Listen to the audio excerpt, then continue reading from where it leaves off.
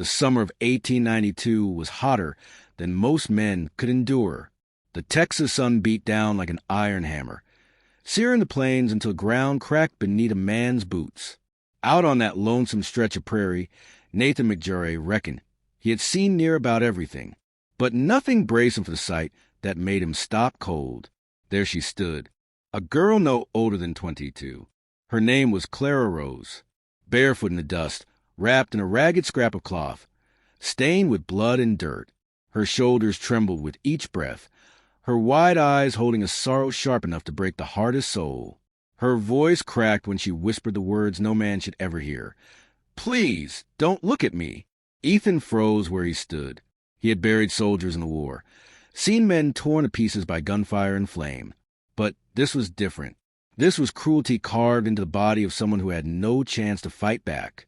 The bruises on her ribs, the hollow stare in her face, told him more than she ever could. And here's the question, friend.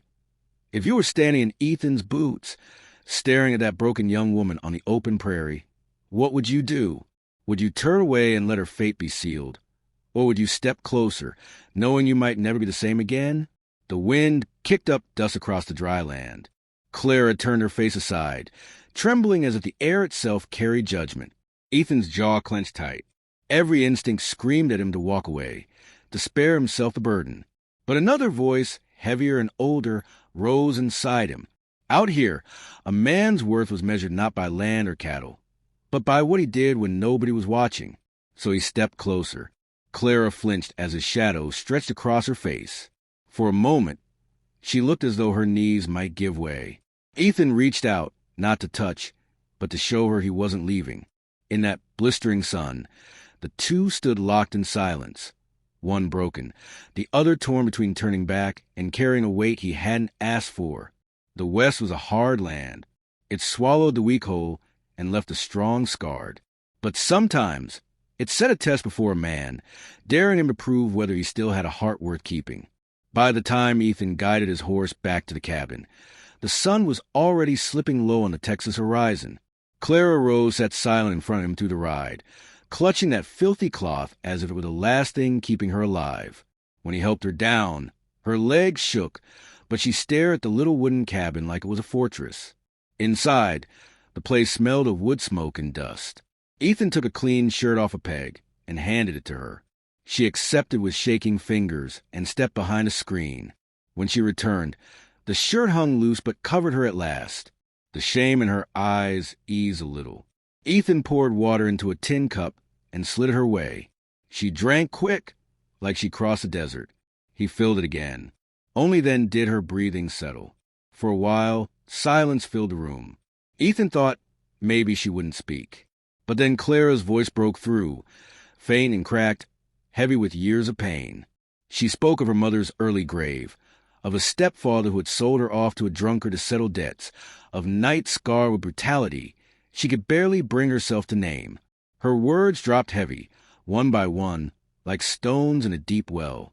Her bruises and silence filled in the rest. Ethan listened, hands folded. He didn't interrupt. He didn't make promises.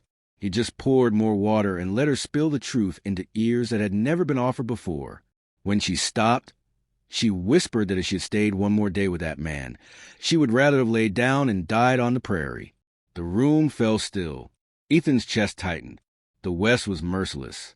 Yet somehow she had clawed free. And when he looked again, he saw it, a flicker in her eyes that had no business surviving after all she had endured. Hope. And once you see it, friend, you cannot turn away. The morning rose hot and sharp, the kind of day that baked dust before a man could even saddle his horse. Ethan hitched the wagon and told Clara they'd ride into Santa Fe Trail. She needed clothes of her own, not just an old shirt of his. The town was alive with noise, wagons rattling, men hollering deals, women bargaining over cloth and grain. Clara kept close, her eyes darting as though danger hid in every corner. Inside the general store, the smell of leather, flour, and kerosene filled the air. Her hand brushed a plain blue dress. For the first time, a fragile smile flickered on her lips. But that moment shattered when the bell over the door clanged. A man stepped in, whiskey-eyed and grinning mean. Clara froze, knuckles whitening around the fabric. Ethan turned. He knew at once. This was a man who had held her like property, the one she'd escaped. The drunk's voice cut across the store. He called her by name, told her to come home. He seized her wrist so hard she winced. Folks turned to look but stayed quiet. Out here, trouble wasn't their concern. Ethan moved without thought. He clamped a hand on the man's arm and shoved him back. The drunk sneered, claiming Clara as his. Ethan's jaw locked. His fist came down hard, cracking against the man's face. The drunk fell bloody, cursing, before scrambling out with promises of revenge. Clara stood frozen, blue dress clutched tight. Ethan paid for it, gathered a few supplies, and led her into the sunlight. But he knew it wasn't over. Men like that didn't walk away. That evening, Ethan sought out Reverend Samuel, an old friend from the war, who now carried a Bible instead of a rifle. If anyone could help shield Clara, it was him. Ethan had made his choice. Trouble was coming. That night, the wind howled across the plains, rattling shutters. Ethan sat cleaning his rifle while Clara folded the new blue dress. For a moment, the cabin felt safe. But safety out here was fragile. The dogs barked first. Then came hoofbeats. 3 riders with torches. At their head, the drunk. He shouted Clara was his wife, come to claim her back. Ethan stepped outside, rifle in hand. The 2 men rushed him, fists flying, knocking the rifle down. Punches split his jaw and ribs. He fought back, flooring one, but the numbers dragged him under. Clara screamed. The drunk seized her by the arm, dragging her. For a breath, fear froze her. Then her hand found the small knife in Ethan's coat. With desperate strength, she slashed his arm. He roared, letting her go. She stumbled free. Lantern light cut through the dark. Reverend Samuel strode into the yard, his voice firm. He said the fight was finished, that more blood would only bring ruin. The drunk snarled Clara was his, and nothing could change it. Samuel raised his hand. If the man wanted pride back, he could take something else, something worthy.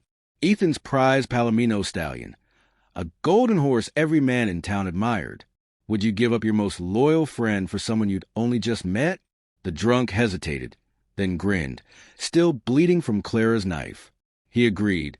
Ethan's heart sank, but he nodded. He limped to the corral, opened the gate, and led the horse out. The stallion tossed its head, confused. Ethan pressed the reins into the drunk's hand. With a cruel laugh, the man rode off. The yard grew quiet again. Clara rushed to Ethan, tears streaming. He winced, but placed his hand on her shoulder. He had lost the best companion he ever had, but Clara was safe. At dawn, the prairie glowed gold. The men were gone. So was Ethan's stallion. On the porch, Ethan sat with bandages around his ribs. Clara stepped out in her blue dress. It hung loose, but she no longer looked like she might vanish. She sat beside him and slipped her hand into his. In the days after, life slowed. Ethan mended fences. Clara cooked meals. They spoke little, but in the quiet evenings, something unspoken grew. Not fiery passion, but a bond born of scars. The horse was gone. Ethan felt that loss deep. But when he looked at Clara, he knew. Some sacrifices aren't about what you lose, but about what you save. Ethan carried scars of war. Clara carried scars of cruelty. Yet together, they gave those scars meaning. So tell me, friend, what would you give up to protect someone else? Could you let go of the one thing you prize most if it meant giving another a chance to heal? The prairie stretched harsh and endless. But on that porch, there was peace. Clara rested her head on his shoulder. Ethan knew he would not trade that moment for anything. And maybe you, listening to this, carry scars of your own. The question is, what will you do with them?